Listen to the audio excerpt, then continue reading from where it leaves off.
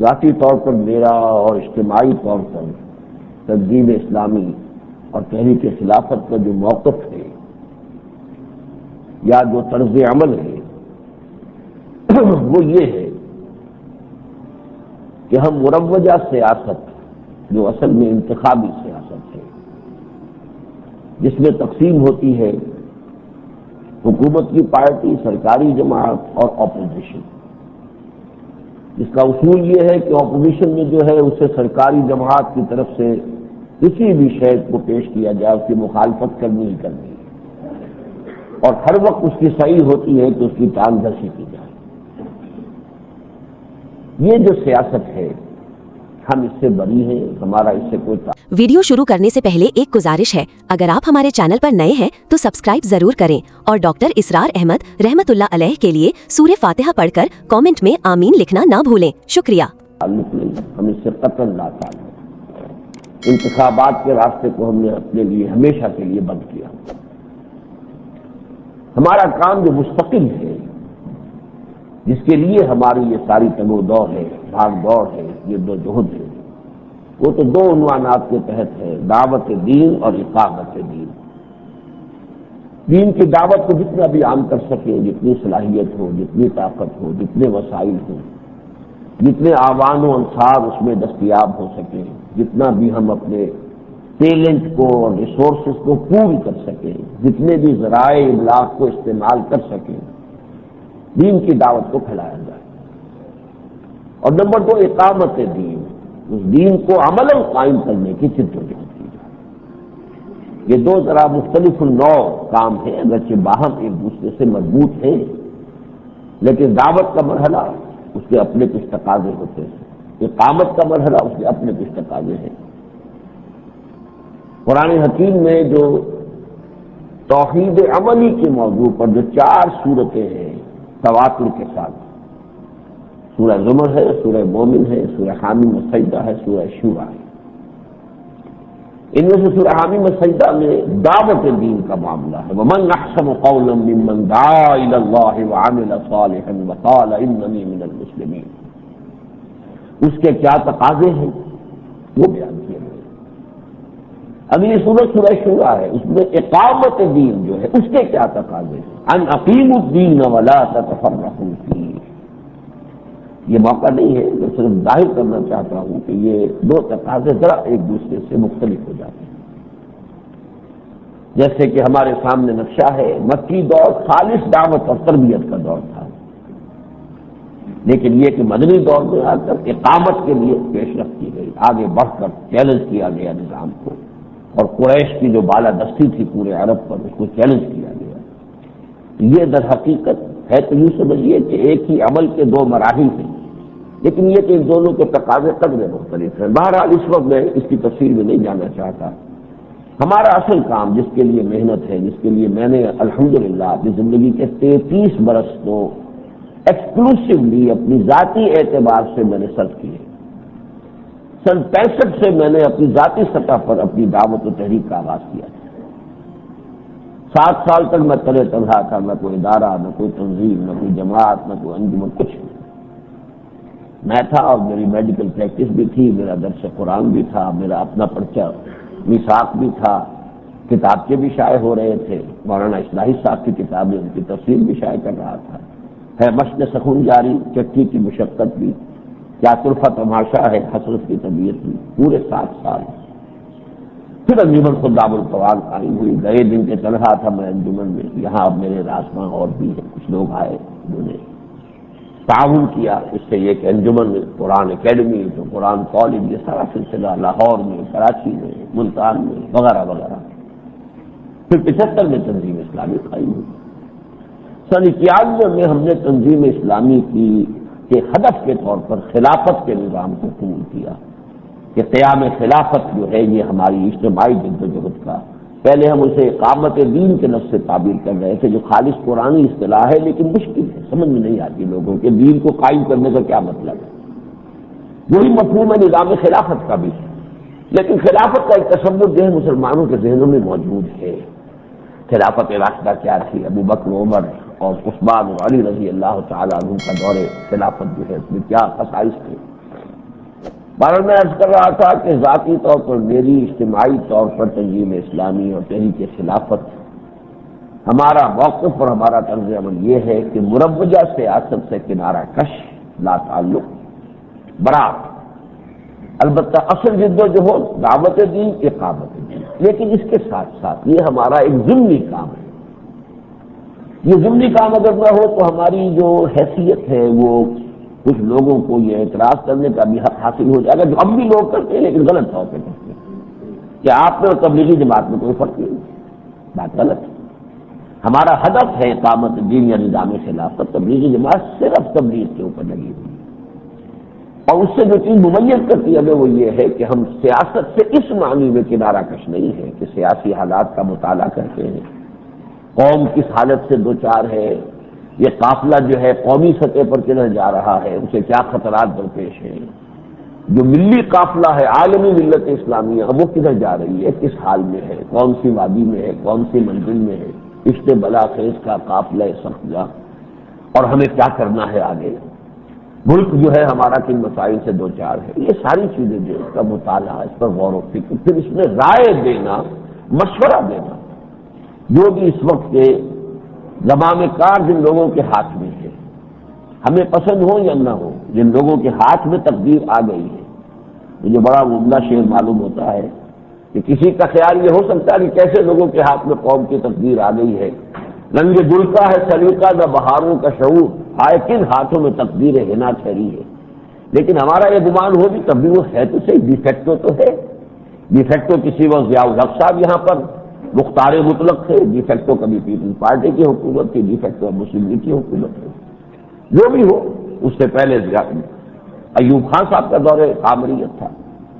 بہرحال جو بھی ہو ان کو مشورہ دینا، ان کے غلط کام پر تنقید کرنا اور صحیح قدم کو سراہنا، یہ دونوں چیزیں در حقیقت ایک ہی سمجھیے کہ فنومینل اور ایک ہی معاملے کے دو رخ ہیں۔ اس کے لیے میں نے دو حدیثیں اور ایک صورت آپ کو سنائی۔ صورت تو وہ ہے کہ جو ہماری اس پوری قرآنی دعوت کا اور پورا اس کا جو ہے جو سمجھیے کہ اس کا بیج ہے، اس کی جڑ ہے، اس کی اساس ہے، سورۃ العصر، والعصر ان الانسان لفی خسر، زمانہ گواہ ہے کہ تمام انسان خسارے میں ہیں، گھاٹے میں ہیں، تباہی اور بربادی کی طرف دوڑے چلے جا رہے ہیں، سوائے ان معدود چند لوگوں کے جو مستثنیٰ ہیں، جو ایمان لائیں، نیک عمل کریں، حق کی وصیت کرتے ہیں، کہتے ضرور رہے، لوگوں کے سامنے بات واضح ضرور کرتے ہیں، تواصی بالحق و تواصی بالصبر و تواصوا بالصبر، اور صبر کی وصیت کرتے ہیں۔ تو یہ تواصی بالحق و تواصی بالصبر جو ہے، اس کی جو بنیادی یا ابتدائی شکل ہے وہ یہی ہے۔ اسی کے لیے دوسری اصطلاح قرآن مجید کی امر بالمعروف نہی عن المنکر، بھلائی کا حکم دیتے رہو، بدی سے روکتے رہو، اور امر کا لفظ عربی زبان میں صرف حکم کے معنی میں نہیں آتا، مشورے کے معنی میں بھی آتا ہے، مشورہ دینا، یہ بھی امر ہے، تشویق، ترغیب کسی بات کے لیے، پرسویشن،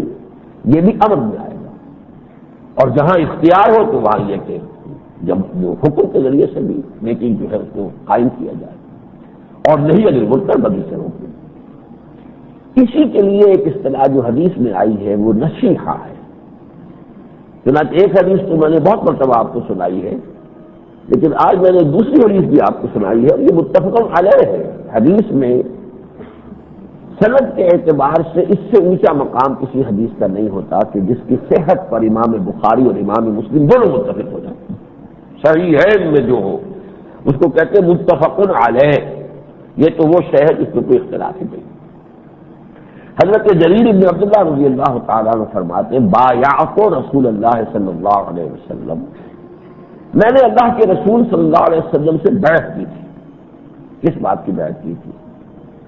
ایک تو بیعت وہ ہے جس کا تذکرہ بہت مرتبہ ہوا ہے، وہ ہے تنظیم کے لیے بیعت، ایک بیعت ہے جہاد کے لیے بیعت۔ تو اس شعر کے اندر ہے نحن الذین بایعوا محمدا علی الجہاد ما بقینا ابدا، ہم وہ لوگ ہیں جنہوں نے محمد سے جہاد کی بیعت کی ہے، اب یہ جہاد جاری رہے گا جب تک جان میں جان۔ تو بیعت علی الجہاد، وہ بیعت جو جماعت سازی کے لیے ہے، تنظیم بنانے کے لیے۔ بایعنا رسول اللہ صلی اللہ علیہ وسلم علی السمع والطاعۃ،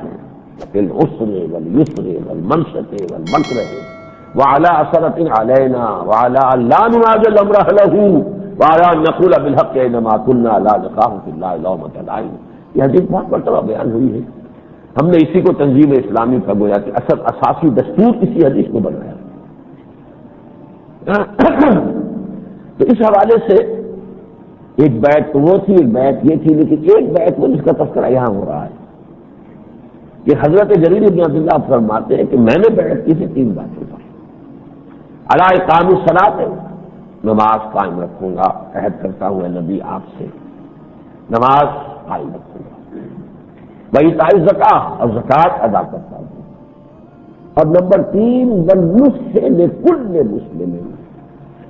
ہر مسلمان کے لیے خیر خواہی بھلائی چاہنا. اس کے لیے اب یہ خیر خواہی بھلائی وفاداری مختلف الفاظ. نصح جو ہے اصل میں عربی زبان میں آتا ہے کسی چیز سے خالص ہو جانا. تو اصل میں یہ نصح جو ہے خلوص کے ساتھ جو بات آپ کہہ رہے ہیں، کسی کی بھلائی کے لیے کہہ رہے ہیں. تو اس کے لیے بہت سے الفاظ، خیر خواہی وفاداری، یہ تمام الفاظ آ جائیں گے. لیکن ہر مسلمان کے لیے ایک مسلمان کے دل میں خیر خواہی کے جذبات ہونے چاہیے، بھلائی کے، اس کی بھلائی مطلوب ہو.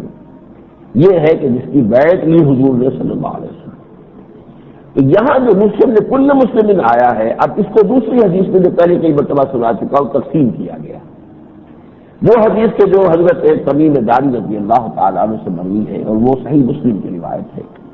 کہ حضور نے فرمایا دین و نصیحت، دین تو کل کا کل نصیحت ہی کا نام ہے، خیر خواہی کا، اخلاص کا نام ہے دین. اب لوگ حیران ہوئے، یہ جوامع الکلم میں سے ہے جن بعض اوقات حضور نے بہت بڑی بڑی حقیقتوں کو چند الفاظ میں سمیٹ دیا ہے. اور خود حضور نے فرمایا اوتی تو جوامع الکلم، مجھے تو اللہ تعالیٰ کی طرف سے بڑی جامع باتیں جو ہے عطا ہوئی ہیں. دریا کو کوزے میں بند کرنا جسے ہم محاورے میں کہتے ہیں، تو یہ بھی جوامع الکلم میں سے ہے. اب دین و نصیحت، دین کی تو اصل روح جو ہے وہ خیر خواہی ہے، وفاداری ہے. قیل لمن یا رسول اللہ، یہاں سوال پیدا کس کی خیر خواہی، کس سے وفاداری. حضور نے جواب میں ارشاد فرمایا للہ، پہلے تو اللہ کے ساتھ خلوص و اخلاص. کوئی دھوکے بازی اللہ سے نہ کرے. یخادعون اللہ والذین آمنوا، جو وعدہ اللہ سے کیا اس کو پورا کرے، عہد کرے. کوئی دھوکے بازی، خلوص و اخلاص.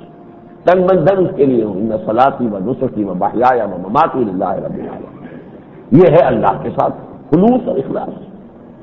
وَلِکِتَابِهِ، اور اس کی کتاب کے ساتھ. اس کے ساتھ خلوص کیا ہوگا؟ اسے اپنا امام بنا لیا جائے، اس کے پیچھے چلنے کے لیے تیار ہو. اپنا کوئی مذمومہ خیال، کوئی اپنا فلسفہ کوئی ذہن میں آ گیا، اسے پوچھنے کی کوشش نہ کرے اور اس سے قرآن مجید ادھر سے ادھر سے توڑ تاڑ کے کہیں سے اس کے لیے تائید نہ لائے. یہ ایک ذہنی کیفیت کا نام ہے کہ ایک بات آپ کے ذہن میں بیٹھ گئی ہے، اب آپ اس کے لیے یہاں سے وہاں سے دلیلیں لا رہے ہیں، سیاق سے سباق سے کاٹ کر نہیں. نفسیاتی کیفیت یہ کہ یہ میرا امام ہے، مجھے اس کے پیچھے چلنا ہے. درمال حق ہے سدار، حق کے ساتھ ہی آپ کو چلنا ہے. جدھر حق مڑے گا مجھے بھی مڑ جانا ہے، جدھر قرآن موڑے گا مڑ جاؤں. یہ قرآن کے ساتھ اخلاص. بلے رسول ہی، اور رسول کے ساتھ اخلاص. یہ تو پھر بہت ہی مفہوم اس کا وسیع ہے.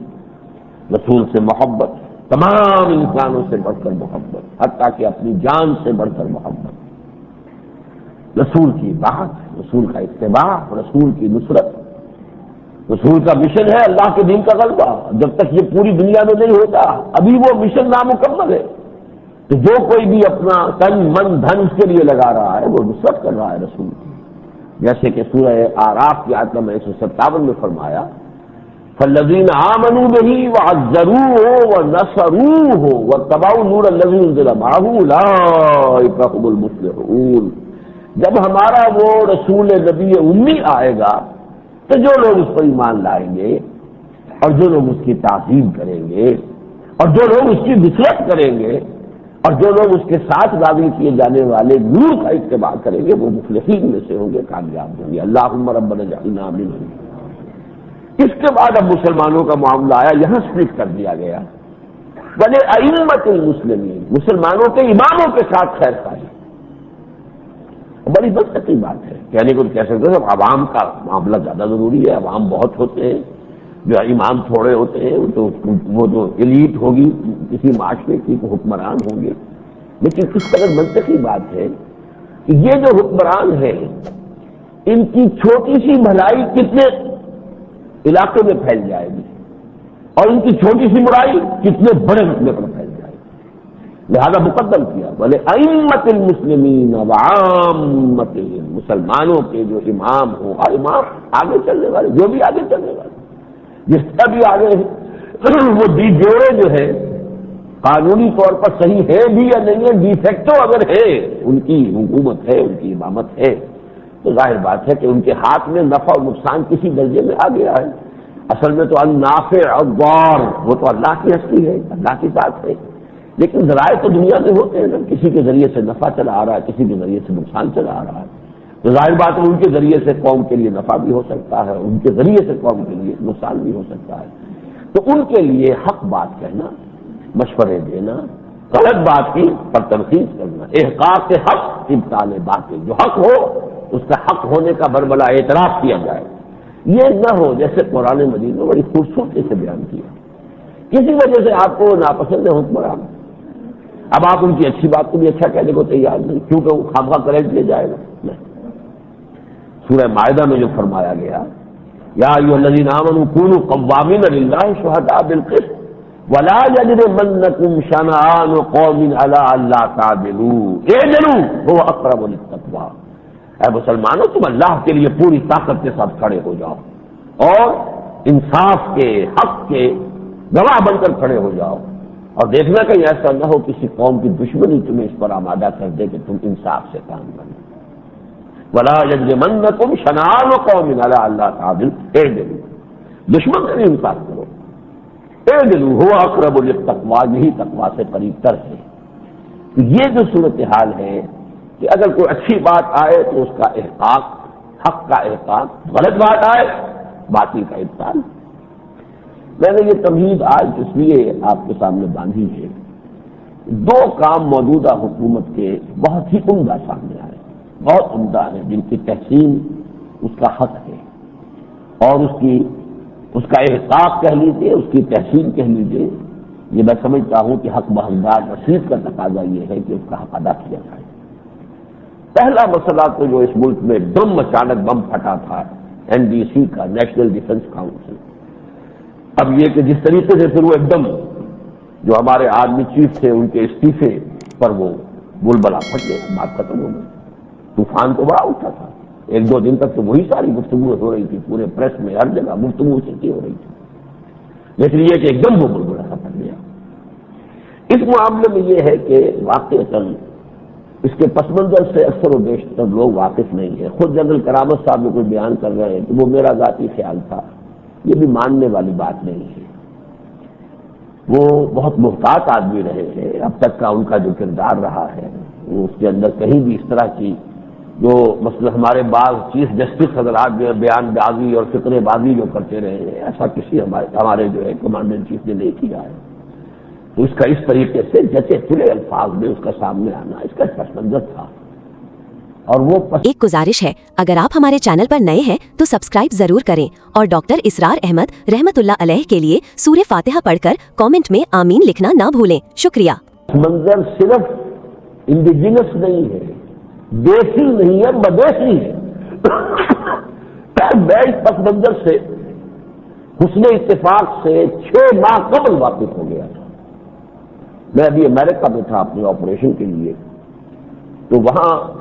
لندن سے ایک رسالہ نکلتا ہے امپیکٹ، اور بڑا اچھا رسالہ ہے، عالم اسلام کے حالات سے باخبر رہنے میں وہ بہت مدد دیتا ہے، اور یہ کہ اچھے تجزیے اس میں شائع ہوتے ہیں. اس نے مضمون لکھا تھا اپریل کی اشاعت میں کہ جنرل کرامت صاحب کو جو امریکہ بلایا گیا خاص دعوت دے کر، اور پھر وہاں پر جو وہاں پروٹوکول دیا گیا ہے، جو اعزاز ہوا ہے، جو اہتمام ہوا ہے، وہ بعض اوقات جو ملکوں کے صدر ہوتے ہیں، حکمران ہوتے ہیں، انہیں بھی نہیں دیا جاتا. ویری ایکسٹرا آرڈنری ریسپشن ان پروٹوکول. تو اس مضمون نگار نے لکھا تھا کہ اس سے یاد تازہ ہو گئی ہے ایوب خان کو جو بلایا گیا تھا. اور ایوب خان نے پھر واپس آ کر 1956 کا دستور بھی ختم کیا. دستوری ابھی نہ رہے بانس ہی وہ درخت وہ شاخ ہی کاٹ دی جس کے اوپر کہ وہ دستور بنا تھا اور مارشل لا نافذ کیا تھا. انہوں نے یہ لکھا تھا کہ مارشل لا تو نافذ نہیں ہوگا لیکن ترکی کی طرح کا کوئی بندوبست امریکہ پاکستان میں کرا دینا چاہتا ہے اور اس کے لیے وہ جنرل کرامت صاحب کو استعمال کرنا چاہتا ہے. اب یہ مضمون میرے پاس ہے، بلکہ آپ سب کے لیے ہم نے اسے شائع کر دیا ہے. اس کے ہم نے فوٹو جو ہے اس مضمون کی ایگزیکٹ وہی انگریزی کے اندر تازہ جو آج ندائے خلافت یہاں باہر آ گیا ہوگا اس کے اندر لاسٹ پیج پر اس کے سر وقت پر ہم نے وہ مضمون شائع کر دیا. یہ بات ایسی نہیں ہے کہ یہاں کسی کے دماغ میں جیسے کہ ایک وہ خیال آتا ہے اچانک وہ لاؤڈ اسپیکنگ کے انداز میں، لاؤڈ ٹاک کے انداز میں، لاؤڈ تھنکنگ کے انداز میں وہ بات کہہ دیتا ہے. نہیں، ایسی بات نہیں، بلکہ اس کا بڑا گہرا پس منظر ہے. اس کا نتیجہ کیا ہے؟ اگرچہ امریکہ کا جو رد عمل آیا ہے جنرل جہانگیر کرامت صاحب کے استعفے پر، آفیشیل رد عمل تو یہی ہے کہ صاحب یہ تو وہاں کا جو اندرونی معاملہ ہے ہم اس پر کوئی کمنٹ نہیں کرتے، لیکن جنرلی یہ کہا گیا وہ شدید حیرت ہوئی یہ ہوا کیا، ایک دم کیسے بیٹھ گیا. اور میں خود سمجھتا ہوں کہ میرے نزدیک یہ معجزات میں سے ہے. میں یہ لفظ بہت کثرت سے استعمال کرتا ہوں. پاکستان کا قیام معجزہ، اس کا برقرار رہنا معجزہ، قرارداد مقاصد کا پاس ہونا معجزہ. کئی معجزات ہیں جو ہوئے ہیں، اگرچہ ہماری غلطیاں بھی بہت بڑی بڑی ہیں، لیکن اس ملک سے اللہ تعالیٰ کو جو کچھ بھی اس کی مشیت میں ہے، جو رول اس سے پلے کرانا ہے اسلام کے عالمی غلبے کے سلسلے میں، جو کہ ہے واللہ غالب علی امرہ ولکن اکثر الناس لا یعلمون، اللہ تو اپنے کام پر جو فیصلہ کر دیتا غالب ہے، کر گزرنے والا، فعال لما یرید، جو ارادہ وہ کر لے اس کو آگے کوئی رکاوٹ نہیں بن سکتا، کر گزرنے والا. تو دین کا غلبہ تو ہونا ہے، اور اس کے لیے تو میں آپ کو وہ حدیث دوبارہ نہیں سناؤں گا، بہت دفعہ سنائی ہے. اور اس میں پاکستان کا اسپیشل رول ہے، جیسے ایسا ہی ہوا. یہ سارا پس منظر اس کا ہے، 400 برس کا پس منظر میں تو بیان کرتا ہوں، صرف اس صدی کا نہیں ہے، پھر اس سے پچھلی تین صدیوں کا بھی، کہ شیخ احمد سرہندی اور شاہ ولی اللہ اور سید احمد بریلوی،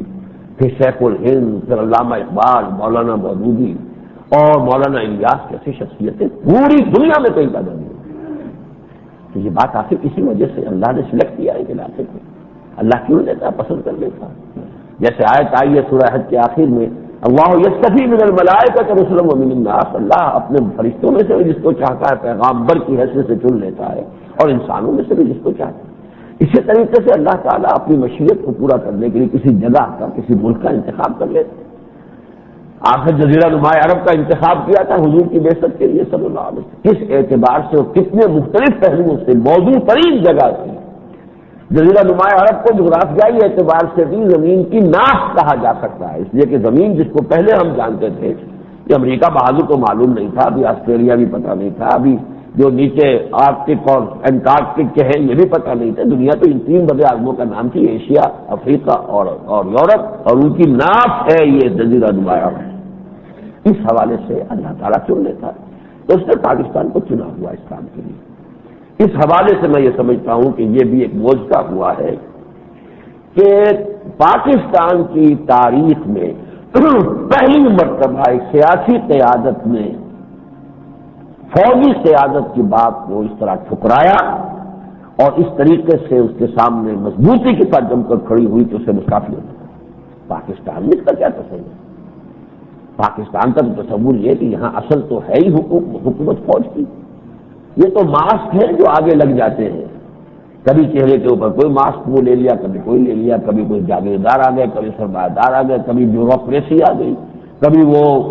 ورلڈ بینک سے کوئی امپورٹ ہو گیا. یہ سب کے سب در حقیقت ہوتے ماسک، اوپر کے نقاب ہیں. یہ اصل میں تو طاقتور ایک ہی یہاں کی گویا کہ مضبوط سیاسی جماعت ہے، مضبوط ترین اور فوج. ضیاء الحق صاحب نے کہا تھا میری کانسٹیچوئنسی فوج ہے، انہوں نے اسے گویا کہ اپنی سیاسی اپنا بیس قرار دیا تھا. بہرحال میرے نزدیک یہ پہلی مرتبہ ہوا ہے جس سے کہ جمہوری روایات جو ہے، جن کی اہمیت میں بار بار بیان کر چکا ہوں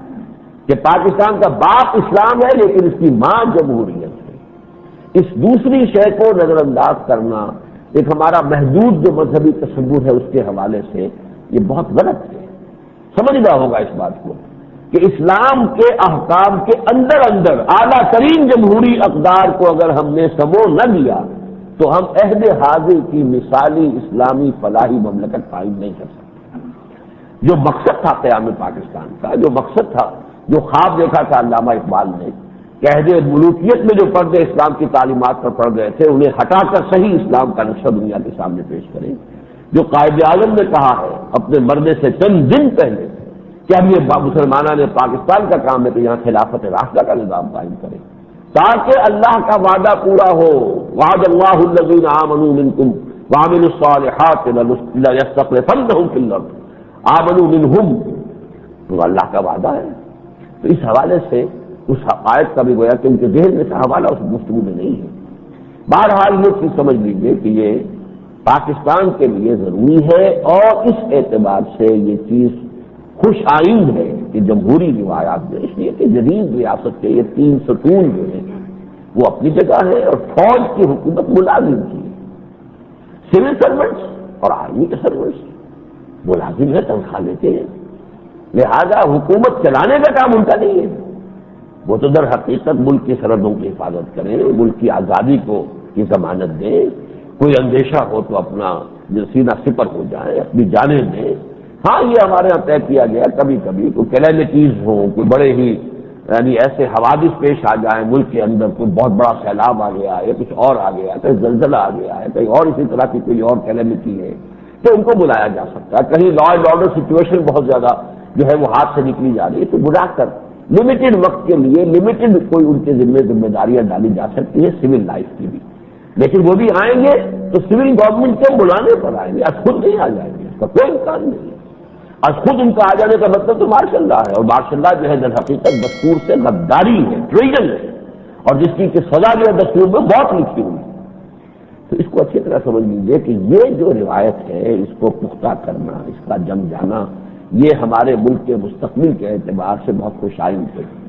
ہو سکتا ہے کسی صاحب کے دل میں یہ خیال آئے کہ اب چونکہ یہ ہو گیا ہے اس لیے میں شاید یہ بات کہہ رہا ہوں کہ یہ کوئی آفٹر تھاٹ ہے، یا اب یہ کہ جب کوئی بات ہو جائے تو ہو جانے کے بعد وقوع پذیر ہونے کے بعد تو ہر کوئی پنڈت بن جاتا ہے کہ میرا بھی یہ خیال تھا۔ لیکن خوش قسمتی سے ہوا یہ ہے کہ پرسوں شام کو استعفیٰ آیا ان کا، اور پرسوں ہی یہ جو ڈیلی اخبار ہے خبریں، اس میں میرا انٹرویو تھا، پینل انٹرویو، اور وہ اسی ایشو پر تھا،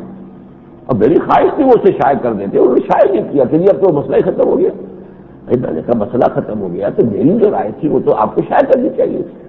اور میں نے وقت لگایا، میں نے اپنی رائے دی، میں نے اس میں یہی کہا تھا کہ یہ بات صحیح نہیں ہے۔ اگر تو کوئی ایڈوائزری کاؤنسل کی بات ہو صرف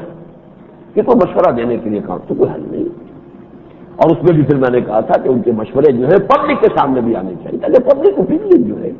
ایک جمہوری معاشرے کے اندر تو رائے عامہ جو معلوم ہو کہ کیا مشورہ دیا گیا، وہ اندر ہی جو ہے وہ کلیا میں گڑ نہ پھوڑا جائے بلکہ معلوم ہو۔ لیکن یہ کہ اگر اس کی کوئی حیثیت یہ ہے کہ وہ فیصلہ کن ہے، اور وہ گویا کہ جو انتظامیہ ہے اس سے بھی بالا تر ہے، اور جو پارلیمنٹ ہے تو یہ یقیناً غلط ہے اور یہ جمہوری اصولوں کے خلاف ہے، ایسا ہرگز نہیں ہونا چاہیے۔ اور میں نے یہ بھی کہا تھا کہ اگر کہ میں مانتا ہوں کہ ہم ابھی تک اپنے آپ کو جمہوریت کا اہل ثابت نہیں کر سکے، یہ تسلیم کرتے ہیں، لیکن اس کا سبب کیا ہے؟ اس کا سبب یہ ہے کہ طے بقائے ماشاء اللہ لگنے میں ہماری گروتھ کو جو ہے وہ سٹنٹڈ گروتھ جس کو کہتے ہیں، ریٹارڈڈ گروتھ، بعض بچے ہوتے ہیں وہ عمر تو ہو گئی 20 برس لیکن ذہنی سطح اس کی ابھی 6 برس تک ہے، یہ آپ کو اب دیکھتے ہو گے آج کل تو اس قسم کے واقعات زیادہ ہو رہے ہیں، تو اگر کہ عمر ہے 20 برس لیکن ذہنی اعتبار سے 6 برس کے 7 برس کے، اسی لیے ہم جمہوری شعور کے اعتبار سے بہت نابالغ ہیں، ابھی تک نابالغ ہیں،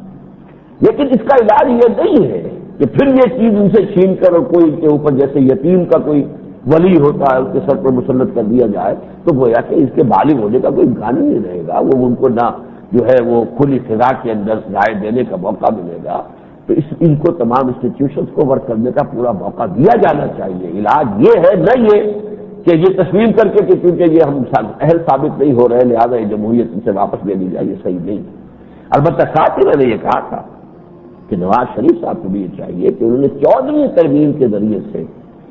اپنی جو پارٹی ہے اس کے ارکان کو، جو بھی ان کی پارلیمنٹری پارٹی جس طریقے سے بے بس کر دیا ہے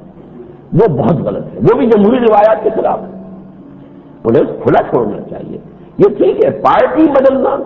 ہارس ٹریڈنگ کو روکنے کے لیے، پارٹی بدلنے کے لیے تو وہ قانون ہو تو صحیح ہے، لیکن یہ کہ اختلاف رائے کھل کر انہیں کرنا چاہیے، بلکہ ان کا اختلاف رائے پبلک میں آنا چاہیے۔ اسی اعتبار سے میں نے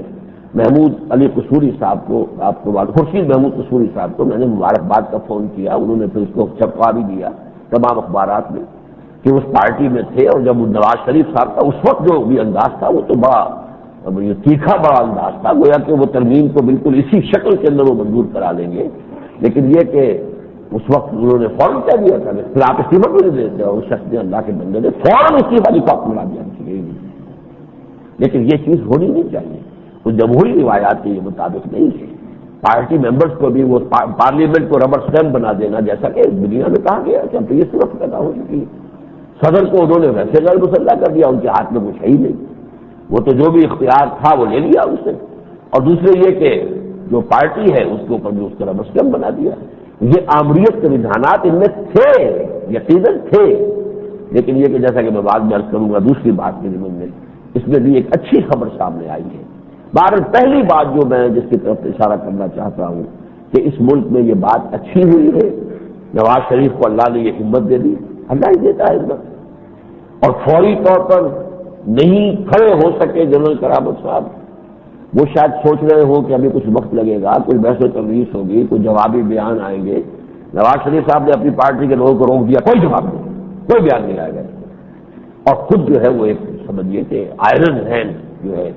بالکل اس انداز کے اندر انہوں نے جو بھی تفصیل آئی ہے، جو گفتگو ہوئی ہے، تو بغیر کسی ہیسیٹیشن کے انہوں نے وہ جو جمہوری اور سول حکومت ہے اس کی سپریمیسی کو برقرار رکھا ہے، اور یہ میرے نزدیک ایک خوش آئند بات ہے اس ملک میں جمہوری روایات کے استحکام کے اعتبار سے۔ دوسری بات جو اچھی ہوئی ہے، اس کی طرف کچھ تھوڑا سا اشارہ بھی ہو گیا ہے، وہ ترمیم شدہ 15ویں ترمیم، یعنی یہ آج ہی میں چونکہ سن کر آیا ہوں جو اسمبلی کارروائی ابھی دکھائی گئی ہے، نیشنل اسمبلی کی کارروائی ٹیلی ویژن پر 9 بجے کہا گیا تھا، وہ شروع کہیں ہوئی ہے 10:30 بجے جا کے، لیکن یہ کہ دو باتیں بہت اہم ہیں اس میں۔ ایک تو یہ کہ اس ملک کی تاریخ میں کسی ترمیمی بل پر اتنی لمبی بحث کبھی نہیں ہوئی جتنی اس پر ہوئی ہے، یہ بھی جمہوریت کا ایک تقاضا ہے، انہوں نے بلڈوز نہیں کیا، کر سکتے تھے، اسمبلی میں ان کے اپنے آدمیوں کی 2/3 اکثریت موجود تھی، کر سکتے لیکن نہیں، اس میں انہوں نے وقت دیا، بحث تمیز ہوئی، رائے دینے کا لوگوں کو موقع ملا، ہم نے بھی اپنی جو بھی امکانی حد ہو سکتی تھی ہم نے بھی اپنی رائے پہنچائی، ارکان اسمبلی تک بھی پہنچائی۔ یہ پچھلے پرچے میں جو ندائے خلافت کے جو میرا وہ اشتہار چھپا تھا اسے ہم نے پھر اس کی فوٹو اسٹیٹ کاپی جو ایک ممبر پارلیمنٹ تک پہنچائی کہ یہ ہمارے مشورے ہیں، تو اس حوالے سے یہ کہ اس پر بہت بحث ہوئی اور یہ ایک اچھی روایت ہے۔ ثانیاً یہ کہ جو بھی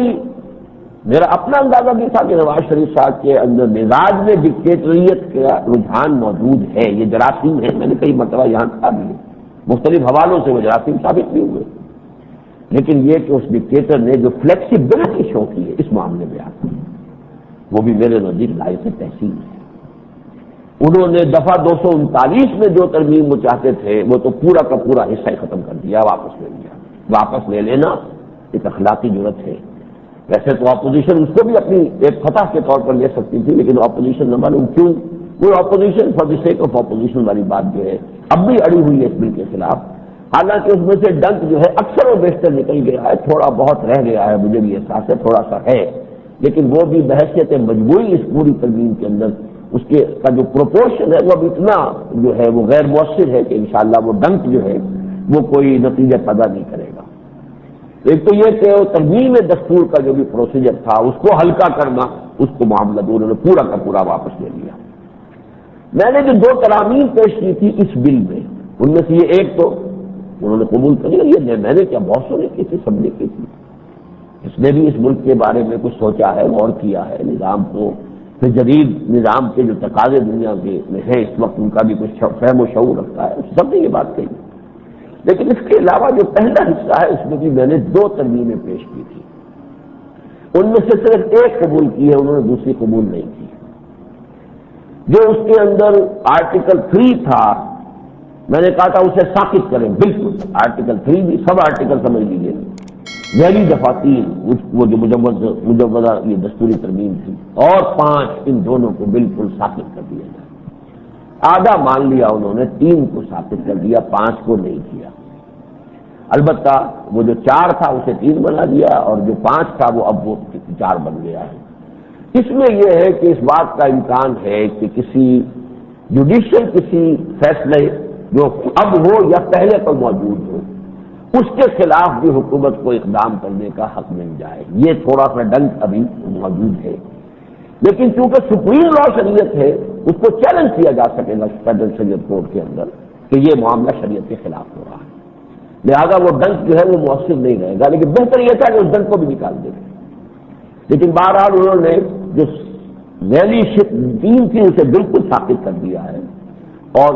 اس کے اندر ڈائریکٹیو ایشو کرنے کا جو تصور تھا وہ اب بالکل ختم ہو گیا ہے۔ مقتدی حکومت ایسے اقدامات کرے گی کہ جس سے نیکی کا فروغ ہو اور بدی کا جو ہے وہ استحصال ہو، اور اس ملک کے مسلمان جو ہے انہیں مدد ملے کہ وہ واقعی اسلامی زندگی گزار سکیں، بہت اچھی بات ہے۔ اس میں کسی کو کیا اختلاف ہو سکتا ہے، اقدام کرے۔ اگر وہ اقدام اس کو سے کوئی غیر اسلامی ہوگا تو ہم جائیں گے فیڈرل شریعت کورٹ کے اندر، جا کر اس کو چیلنج کریں گے، وہ راستہ موجود ہے۔ لیکن رات جو بات کہی گئی تھی وہ تو یہ تھی کہ اس دستور میں سے کچھ چیزیں واپس لے کر کچھ اسے مزید بہتر بنا کر صبح کو پیش کیا جائے گا۔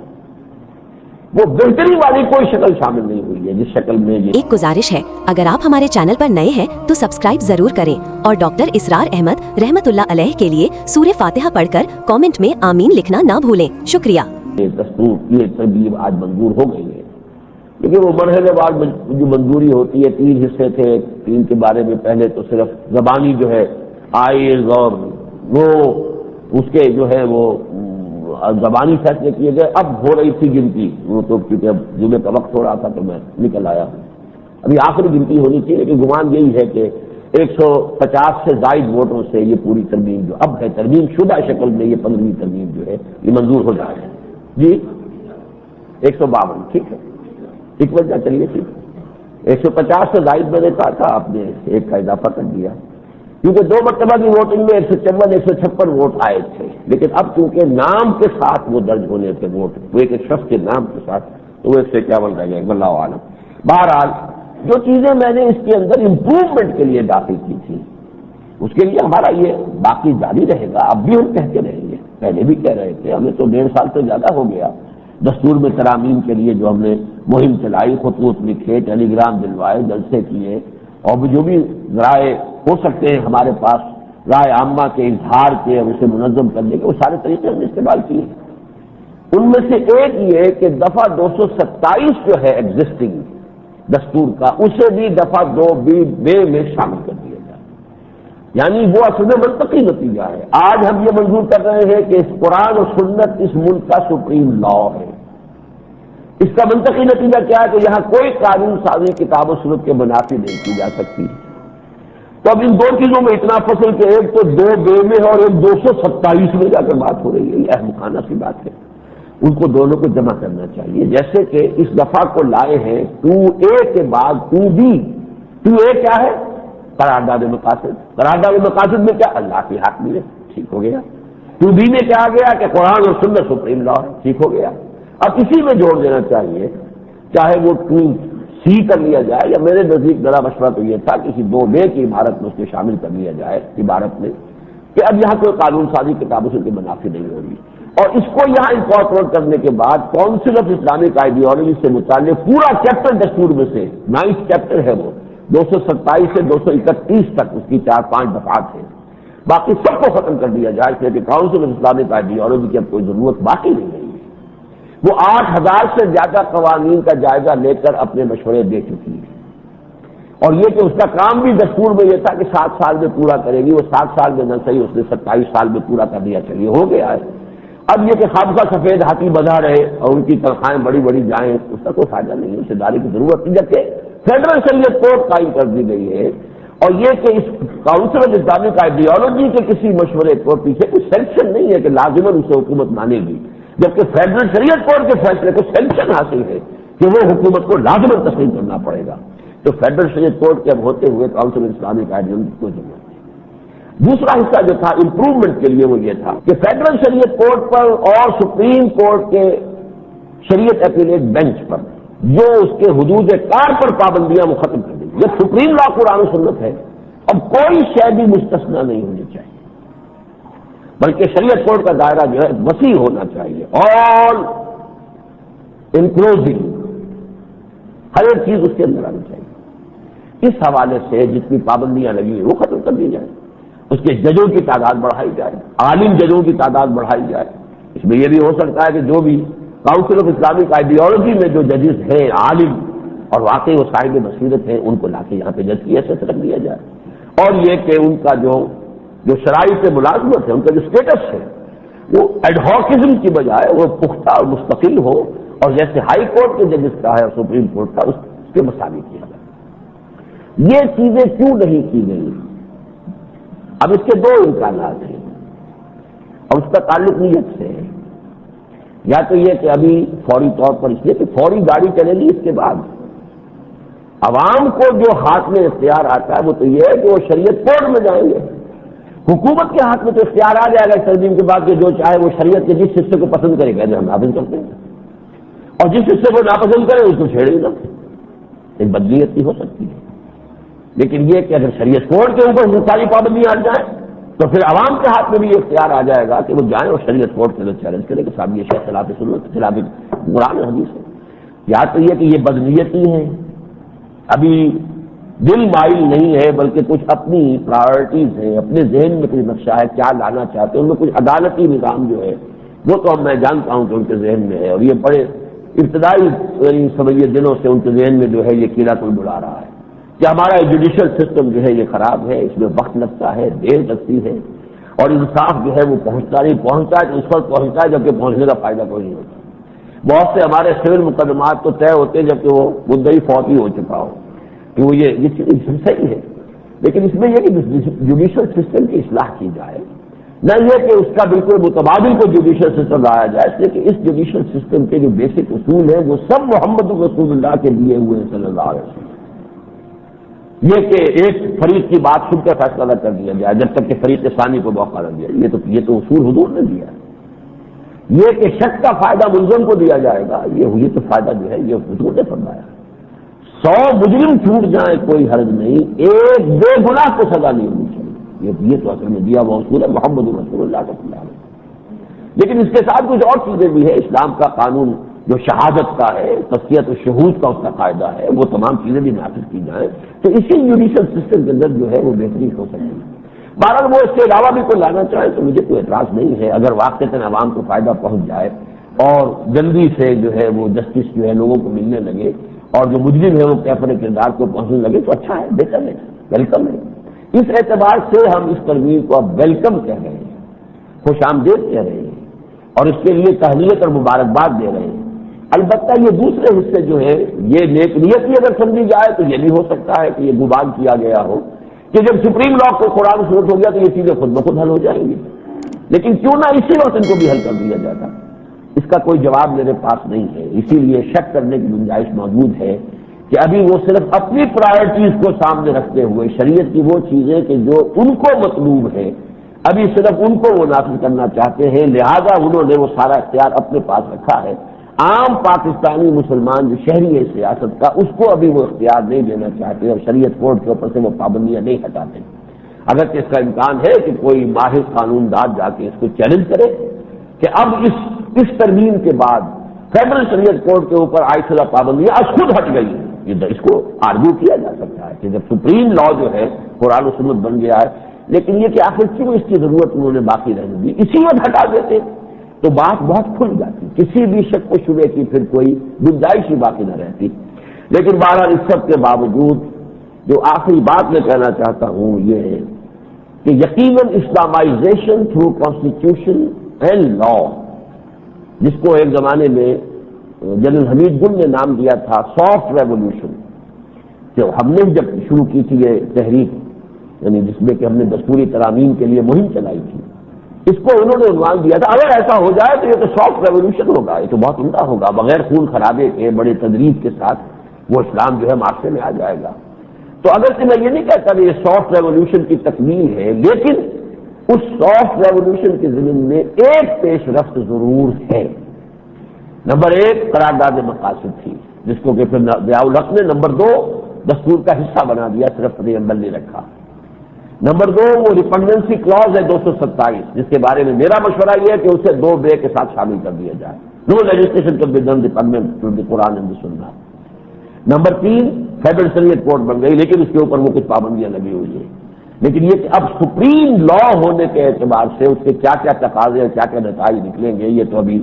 آپ کو دیکھنا ہوگا، میں بھی دیکھوں گا، واچ کریں گے۔ بہرحال یہ یقیناً ایک پیش رفت ہے، مثبت پیش رفت ہے اس پروسیس میں کہ جس میں Islamisation of Pakistan through constitution and law, اس کے حوالے سے یہ پیش رفت ہے۔ اور اس میں خاص طور پر جو بھی حکومت نے بل پیش کیا تھا، اس میں جو ترمیمیں اس نے کرنی ہیں عوامی دباؤ کے تحت، اختلاف رائے کو گویا کہ برداشت کرتے ہوئے بلکہ قبول کرتے ہوئے، اس پر انہیں مبارکباد دیا جانا چاہیے اور وہ اس سے مستعد ہیں۔ اب اس کے بعد میں 2 چھوٹی چھوٹی باتیں اور عرض کروں گا۔ میں نے جو ایک مکمل تقریر کی تھی کہ مجھے شدید اندیشہ ہے کہ طالبان کے افغانستان اور ایران کے مابین جنگ ہوگی، اس لیے کہ یہ بھی بین الاقوامی سازش ہے، تو اس کے کچھ آثار اب شروع ہو گئے ہیں، جھڑپیں شروع ہو گئی ہیں۔ ایران ہی کی طرف سے اعلان ہوا، انہوں نے کہا ہم نے یہ نقصان پہنچا دیا طالبان کو۔ بہرحال اب عین خراسان کے علاقے سے شروع ہوئی ہے، بہت لمبا ہے یہ جو سرحد ہے افغانستان کی ایران کے ساتھ، غالباً 600 کلومیٹر ہے اگر میں میرا حافظہ غلط نہیں کہا رہا، لیکن اس کی جو اوپر کی نوک ہے جو کہ خراسان کے ساتھ، خراسان ایک صوبہ ہے اس وقت، حضور کے زمانے میں اس پورے علاقے کا نام جو ہے وہ خراسان تھا، افغانستان کا وہ صوبہ اور نہیں ایران کا وہ صوبہ جو خراسان ہے اس وقت، اور پورا تقریباً افغانستان، اور اس کے ساتھ ہی یہ ترکی ریاستوں کا بھی کچھ حصہ اس میں شامل تھا، اور پاکستان کا بھی خاص طور پر مالاکنڈ ڈویژن، یہ اس خراسان قدیم، خراسان بزرگ، یہ گریٹر خراسان کے حصے ہے۔ اب اس خراسان کے اندر یہ جنگ ہوئی ہے، جھڑپ ہوئی ہے۔ بہرحال اس میں اگرچہ ایک ذرائع سے غالباً وہ طالبان کا ہوگا، وہ تو یہ ہے کہ زیادہ نقصان ایرانیوں کا ہوا ہے، لیکن ایران کا جو بھی اعلان انہوں نے کیا ہے وہ تو یہ ہے کہ طالبان کو بہت زیادہ شدید نقصان پہنچا ہے۔ الزام انہوں نے لگایا ہے کہ طالبان نے شروع کی، اور یہ کیونکہ ہم نے 3 چوکیاں تباہ کر دی ہیں۔ بہرحال یہ معاملہ جو ہے ہمارے لیے تشویش کا ہے، اور یہ در حقیقت اس نیو ورلڈ آرڈر جو نیو ورلڈ آرڈر ہے اس کی طرف سے گویا کہ ایک اور پیش رفت ہے کہ جو ہو رہی ہے۔ اب ایک پیش رفت اللہ کے فضل و کرم سے پاکستان میں ہو رہی ہے، بہت سلو ہے، کیڑی کی چال ہے، چلیے، لیکن جو پیش رفت ہے اسے ماننا چاہیے، جو خیر ہے اس کا خیر مقدم کیا جانا چاہیے۔ اسی حوالے سے میں نے وہ 2 باتیں کی ہیں، لیکن یہ ہے کہ بہرحال جو میں نے وہ اردو کی کہاوت ہے، تو ڈال ڈال میں پاٹ پاٹ، شیطان جو ہے اس کا تو یہ مقابلہ بنی نوع آدم کے ساتھ چلا آ رہا ہے، اس نے تو چیلنج کیا تھا، قیامت تک کے لیے اللہ نے اسے مہلت دے رکھی ہے،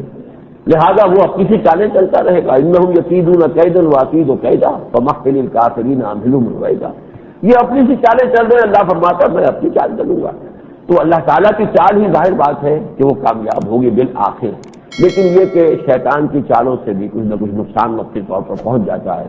تو یہ جو ہے تشویش والی بات جو ہے وہ شروع ہو گئی ہے۔ اور اب آخری بات میں کر رہا ہوں کہ جو مالیاتی استعمار ہے، یہ لفظ جو ہے امپیریلزم کا یہ کثرت سے استعمال ہوا ہے، ایک کولونیل امپیریلزم تھا، وہ کہیں 400 برس، کہیں 200 برس، کہیں 300 برس، کہیں 100 برس رہا ہے دنیا میں۔ یہ کولونیل امپیریلزم جو ہے یہ تھا یورپ کی عیسائی اقوام کا تسلط افریقہ اور ایشیا۔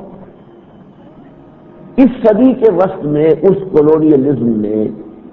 اپنی بساط لپیٹنی شروع کر دی۔ دوسری جنگ عظیم کے بعد وہ قوتیں اتنی کمزور ہو چکی تھیں کہ اب ان کے لیے ممکن بھی نہیں تھا کہ اپنی اتنے دور دراز کے مقبوضات کو وہ برقرار رکھ سکتے، خاص طور پر برطانیہ تو اتنا کمزور ہو چکا تھا، اور اس کے مقبوضات اتنے وسیع علاقے میں سے کہ کہا جاتا تھا کہ اس کی سلطنت پر تو سورج غروب ہی نہیں ہوتا، ہر وقت سورج جو ہے جو چمک رہا ہوتا ہے تو کوئی نہ کوئی جو ہے وہ برٹش ٹیریٹری اس کے نیچے ہوتی ہے، لیکن اسے پتہ لگ گیا تھا کہ ہمیں اپنا بستر لپیٹنا ہے، اب ہمیں اپنے شیل میں واپس جانا ہے، جیسے بہت سے سمندری حیوانات ہوتے ہیں وہ شیل کے اندر ہوتے ہیں، ذرا باہر نکلے اور خطرہ ہوا تو پھر اندر گھس گئے، تو انہیں واپس جانا تھا۔ بہرحال اس وقت یہ بساط انہوں نے پیٹی تو ایک دوسری بساط کھولنی شروع کر دی، بریٹن ووڈ ایگریمنٹ۔ ایک گزارش ہے، اگر آپ ہمارے چینل پر نئے ہیں تو سبسکرائب ضرور کریں اور ڈاکٹر اسرار احمد رحمت اللہ علیہ کے لیے سورہ فاتحہ پڑھ کر کامنٹ میں آمین لکھنا نہ بھولیں۔ شکریہ۔ ہوا دنیا کی یہ جو ابھی جو طاقتیں ہیں ان کے مابین، اور اس کے تحت ورلڈ بینک اور IMF یہ دو ادارے قائم، ورلڈ بینک، اور اس ورلڈ بینک کے ذریعے سے اور IMF کے ذریعے سے سودی قرضوں کے شکنجے میں، جال میں پوری دنیا کو پھنسا لینا، یہ بڑی عیاری، بڑی چالاکی، بڑی ہوشیاری کی بات ہے۔ اس لیے کہ انہیں معلوم ہے کہ اگر آپ جا کر کسی ملک کے اوپر، کسی قوم کے اوپر حاکم ہو جائیں گے تو آخر اس قوم کے اندر غیرت مند لوگ بھی ہوتے ہیں، ان کا خون جوش کھاتا ہے، نوجوان ہوتے ہیں، ان کا خون ابلتا ہے، کیوں ہم غلام ہیں، وہ کسی کو مارتے ہیں، ڈانٹتے ہیں، پھر اس کا جواب یہ کہ تمہیں کرنا پڑتا ہے، تم ان کو مارو گے، وہ تمہیں ماریں گے، کیا ضرورت ہے اس کی؟ حاصل تو یہی ہوتا ہے نا کہ جس ملک پر جا کے آپ نے قبضہ کیا، وہاں کی جو پیداوار ہے اور وہاں کی جو آمدنی ہے، جو پروڈکشن ہے، اس میں سے آپ جو ہے لائن شیئر وہاں سے لے جائیں، یہی ہے نا مقصود۔ اور کیا ہے؟ آپ ان کالوں کو گورے تو نہیں بنا سکتے، وہ کالے تو کالے رہیں گے، گورے تو نہیں ہو جائیں گے، وہی رہیں گے۔ لہذا فائدہ تو مالی مفاد ہے، مالی مفاد اگر کسی اور ذریعے سے حاصل ہو جائے تو ہمیں تو آم کھانے سے دلچسپی ہے، پیڑ گرنے سے تو نہیں ہے۔ وہ یہ ہے کہ ایسے ہتھ کنڈے پھیلا دو، سودی جال پوری دنیا میں، کہ ان کی معیشت ہمارے اختیار میں اور ان کے لوگ کام کریں، گوئنس وہ حیوانوں کی طرح محنت کریں، مشقت کریں، کام کریں، 8 گھنٹے 10 گھنٹے 12 گھنٹے اپنا خون پسینہ، لیکن جو اس کا حاصل ہو اس میں سے ملائی ہم لے جائیں، تلچھٹ ان کے لیے چھوڑ دیں۔ ملائی لے جائیں گے ہم اپنے سود کے ذریعے سے، ہمارا قرضہ ہے، قرضے کا سود دو، سود وہاں چلا جائے گا۔ ملائی ہمارے پاس آ جائے گی تو ہمیں خام خواہ کہیں جا کے قبضہ کرنا، پھر فوجی کارروائی کرنا، وہ مار دھاڑ کرنا، وہاں بار بار بغاوتیں ہو رہی ہوں ان کو کچلنا، اس کی تکلیف ہی نہیں۔ سب اپنے گھر میں بیٹھیں گے، لیکن یہ کہ پوری دنیا سے جو فائنینسز ہیں وہ گویا کہ فلو ہوتی ہوئی ہمارے پاس آ جائے۔ یہ ہے نیا مالیاتی استعمال، جس کا ابھی اکثر و بیشتر لوگوں کو احساس ہی نہیں۔ ایک زمانے میں یہ جو ادارے تھے یہ پھرتے تھے، گھومتے تھے، لوگوں کو لالے قرض لے لیجیے، ہم سے قرض لے لیجیے، یہ دیکھیے یہ اسکیم آپ کے یہاں بن سکتی ہے، اسکیم بھی ہم بنا کے دیتے ہیں آپ کو، اس کی فیزیبلٹی بھی ہم کر کے دیتے ہیں، قرض دیجیے۔ اس طریقے سے جیسے انہوں نے لوگوں کو چائے کا عادی بنایا، میں نے تو اپنے بچپن میں دیکھا ہے، وہ گاڑی چل رہی ہے اور چائے پلا رہے ہیں مفت لوگوں کو، سگریٹ کا عادی بنایا، سگریٹیں پلا رہے ہیں مفت، اس لیے کہ ایک دفعہ عادی ہو جائیں گے پھر ہم اپنے منہ مانگے پیسے ان سے دیں گے۔ اس عادی بنانے کے لیے انہیں کرنا پڑتا ہے، چائے کا عادی بناؤ۔ اب وہ کہتے ہیں نواز شریف صاحب بھی کتنی ہی اپیل کر لیں، لیکن میں نے سننے میں آیا ہے کہ ان کی اپیل کے بعد چائے کی امپورٹ بڑھ گئی ہے، گھٹی نہیں، اس لیے کہ وہ تو مٹی میں پڑ گئی۔ کوشش تصور نہیں کر سکتا چائے کے بغیر بھی زندگی گزر سکتی، یہ ہمارے آبا و اجداد کیسے زندہ رہتے تھے چائے کے بغیر۔ یہ سگریٹ جس کو انہوں نے اپنے ہاتھ سے تقریباً ختم کر دیا، امریکن معاشرے کو تقریباً انہوں نے اسموکنگ سے پاک کر دیا۔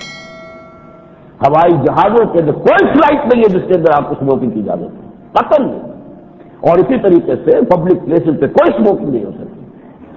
اور ان کے ہر سگریٹ جو بکتا ہے اس کے اوپر لکھا ہوتا ہے کہ سرجن جنرل جو ہے اس ملک کا، اس کا یہ اعلان ہے کہ یہ اسموکنگ جو ہے نقصان دہ ہے۔ اب یہ اس کے سگریٹوں کے جو اشتہار چھپتے ہیں، ہمارے ہاں چھپتے ہیں، وہاں نہیں چھپتا کوئی اشتہار۔ یہ صورتحال جو ہے انہوں نے اپنے ہاں سے ہمیں لگا دیا۔ تو اسی طریقے سے وہ سود کا عادی بنایا۔ پھر جو ہوا ہے ہمارے ہاں خاص طور پر، وہ تو یہ کہ کسی نہ کسی درجے میں تو تھرڈ ورلڈ کنٹریز میں سب نہیں ہوا ہے کہ وہ جو قرضہ آیا اس کا بڑا حصہ تو جو ہے وہ اہلکاروں کی جیب میں چلا گیا۔ اچھا جیب میں گیا تو انہیں اپنے ملکوں پر تو اعتماد نہیں تھا، انہوں نے واپس بھیج دیا وہیں جہاں سے آیا تھا۔ وہ سوئس بینکوں میں ہے یا امریکن بینکوں میں ہے، کسی اور بینک میں ہے، انویسٹمنٹ ہے تو وہیں ہو گئی ہے، چلا گیا واپس۔ ہمارے ہاں اس کی مقدار بہت زیادہ ہوئی، جو محل بنے ہیں کہاں سے بنے یہاں سے؟ کیا یہ حلال کی آمدنیوں سے بنے ہوئے؟ یہ آپ کا جو ڈیفنس سوسائٹی یہاں کی اور ڈیفنس جو ہے وہ کراچی کی، یہ بنتا ہے؟ کوئی امکان ہے؟ کہاں سے بنے گی؟ وہ تو وہی ہے جو قرضے آتے گئے وہ جیبوں میں گئے، اور وہ ہمارے ہاں ڈیولپمنٹ تو ہوئی نہیں، وہ تو ہمارا بیڑا غرق ہوا ہوا ہے، قرضہ ہمارے سر پر بچا۔ اب کیا کیا اس حکومت نے بھی؟ وہ ایک کشکول توڑ کر 10 بنا لیے، ہر ٹکڑے کو کشکول بنا لیے۔ اب وہ کشکول لے کر جو ہے کبھی وہ جا رہے ہیں کویت میں، کبھی جا رہے ہیں جدہ میں، اور اسلامک ڈیولپمنٹ بینک میں بھی بڑے سوچ سمجھ کر غور کر کے فکر کر کے، اور پھر امریکہ کی طرف سے لائن کلیئر جب ملا ہے، نو آبجیکشن نوٹس جب ملا ہے، تب انہوں نے دیا ہے قرضہ 11% سود پر دیا ہے۔ یہ اسلامک ڈیولپمنٹ بینک ہے، اسلامک، وہ تو جتنے ڈیولپمنٹ بینک ہے وہ سب کے سب انہی کی اولاد ہے۔ جیسے حضور نے فرمایا کہ اس روئے ارضی کی ہر مسجد جو ہے، یہ تمام مسجدیں خانہ کعبہ کی بیٹیاں ہیں۔ یہ سارے ڈیولپمنٹ بینک جو ہے، ایشین ڈیولپمنٹ بینک ہو، وہ کوئی اور ہو، یہ اسلامک ڈیولپمنٹ بینک ہو، یہ سب کے سب ورلڈ بینک اور IMF کی بیٹیاں ہیں، انہی کی نسل ہے، انہی کی ضروریت ہے۔ وہ وہاں سے لائی تھی لیے بغیر تو یہ قرضہ بھی ہم کو نہیں دیا گیا۔ یہ اور کیا کچھ ہمارا گروی رکھ لیا گیا ہے، جو فورن ریمیٹنسز وہاں سے آنی وہ پہلے سے گروی ہو گئی ہے، تو وہ اب یہاں نہیں آئیں گی، وہ اپنے قرضے میں اس کو وہی کا وہی وصول کر دیں گے۔ یہ حال ہے، یہ سب کچھ کر کے ہم دے دیں گے، لو جی آپ کی ایک قسط حاضر ہے۔ وہ قسط ہم نے لی ہے، اتنے بھاری سود کے اوپر اور قرضہ لے کر قسط لی ہے۔ یہ سلسلہ کب تک چلے گا؟ جس کو انگریزی میں کہتے ہیں وشیس سرکل۔ یہ تو وہ مسموم زہر آلود چکر ہے کہ اس میں سے تو ایک دفعہ جب تک کہ ہمت مردانہ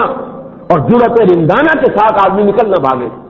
اس وقت تک ممکن نہیں ہے، ورنہ تو یہ چکر اپنے اندر اور اس کا چکر جو ہے اور گہرا ہوگا، اور اس کا جو ہے وہ بڑھتا چلا جائے گا، قرضے کا جو ہے مقدار بڑھتی چلی جائے گی۔ اور خاص طور پر پیپر کرنسی کی جو حیثیت ہو گئی ہے، ایشیا میں جو تباہیاں آئی ہیں، انڈونیشیا ملائیشیا کے اندر تباہی آئی ہے، جاپان کو دن میں تارے نظر آ گئے ہیں، تو ہم تو پھر کسی کھیت کی مولی ہے ہی نہیں۔ اس حوالے سے سمجھ لیجئے کہ یہ ایک بہت بڑا مرحلہ ہے۔ میں سمجھتا ہوں کہ اگر موجودہ حکومت نے جرأت رندانہ سے کام لے کر یہ ترکی کے طرز کے انتظام کو پاکستان میں رد کر دیا ہے، جبکہ میری تحقیق کے مطابق اس کے پیچھے امریکہ ہے، تو کاش کہ ہماری حکومت اسی طرح کا جرأت رندانہ والا قدم اٹھا کر اس چکر سے بھی ایک دفعہ، 1000 دام سے نکلا ہوں ایک جنبش میں انسان بھی اگر ایک کو توڑ دے گا اس کو، تو گویا کہ یہ سارے جو ہے کچھ وقت آئے گا سختی کا، یہ سختی تو ویسے بھی آ رہی ہے، ذرا ایک دفعہ اچانک آ جائے گی، لیکن یہ کہ اگر واقعتاً یہ پوری صورتحال سے لوگوں کو باخبر کیا جائے کہ ہم کس طرح سلو پوائزننگ کے ذریعے سے موت ہو رہی ہے، تو ذرا ایک دفعہ وہ جو ٹیپو سلطان کا جو الفاظ ہے کہ شیر کی ایک دن کی زندگی جو ہے گیدڑ کی 1000 سال کی زندگی سے بہتر ہے، اب ایک دفعہ شیر کا انداز اختیار کرنا چاہیے، پھر یہ کہ ہمت مردہ مدد خدا اللہ تعالیٰ کی طرف سے مدد آئے گی۔ اس پر ہم ایک سیمینار آج کر رہے ہیں اس موضوع پر، کیونکہ ان چیزوں کا شعور بہت کم ہے لوگوں کو۔ میں نے یہ ساری تفصیل اس لیے بتائی ہے کہ آپ کو دعوت دوں، آپ آج کے اس سیمینار میں ضرور شریک ہوں۔ آج 6:30 بجے شام قرآن آڈیٹوریم میں یہ سیمینار ہے۔ اس میں ایک تو جو اسپیکر ہیں وہ امریکہ ہی سے آئے ہوئے ہیں ٹرینیڈاڈ کے رہنے والے عمران الحسین، مسلمان ہیں، اور وہ ٹرینیڈاڈ جو ہے ویسٹ انڈیز اس کے وہ فورن سروس میں بھی رہے ہیں، اور UNO میں جو ایک مسجد ہے مسلمانوں کے لیے جمعے کی نماز وہاں ہوتی ہے اور بھی ظہر وغیرہ بھی ہوتی ہے، تو اس کے وہ خطیب بھی رہے 6 سال تک، ایک تقریر ان کی ہے۔ جنرل ریٹائرڈ حمید گل صاحب کا وعدہ ہے، پختہ ہے، انشاءاللہ تعالیٰ وہ آئیں گے۔ اسی طریقے سے جناب احسن ظفر کا وعدہ ہے، انشاءاللہ وہ بھی آئیں گے۔ ایک ہمارے ہاں بہت اچھے ان معاملات کے اوپر ذہن رکھنے والے محمود مرزا ایڈوکیٹ ہیں، وہ بھی آئیں گے، اور ایک JUP کے رہنما ہیں انجینئر سلیم اللہ خان، میں نے ان کے 1-2 مواقع پر دیکھا ہے کہ انہیں ان معاشیات کے اوپر، ان مسائل کے اوپر اچھا جو ہے وہ ان کا دسترس ہے، تو وہ بھی ہوں گے انشاءاللہ۔ تو آج کے اس سیمینار میں آپ حضرات زیادہ سے زیادہ تعداد میں شریک ہوں، بات کو سمجھیں، تاکہ اس سے ہم ایک جو بھی ایک آگاہی ہے، وہ جس کو آج کل انڈین ریڈیو جانکاری کہتا ہے، جانکاری تو ہو جائے، لوگ جان کو معلوم ہو کہ یہ ہے کیا، چکر کیا ہے، یہ مسئلہ اس میں کیا خطرات ہیں۔ تو اس کے لیے اس آگاہی کو، اویئرنیس کو، جانکاری کو پیدا کرنے کے لیے یہ پہلا سیمینار ہے۔ آج شام کوشش کیجیے کہ اس میں آپ ضرور شریک ہوں۔ اقول قولی ھذا واستغفر اللہ لی ولکم ولسائر المسلمین والمسلمات۔ اگر آپ کو ہماری ویڈیو اچھی لگی ہو تو ہمارے چینل کو سبسکرائب ضرور کریں۔ ڈاکٹر اسرار احمد رحمۃ اللہ علیہ کی وفات کے لیے سورہ فاتحہ پڑھ کر کامنٹ میں آمین لکھیں۔ شکریہ۔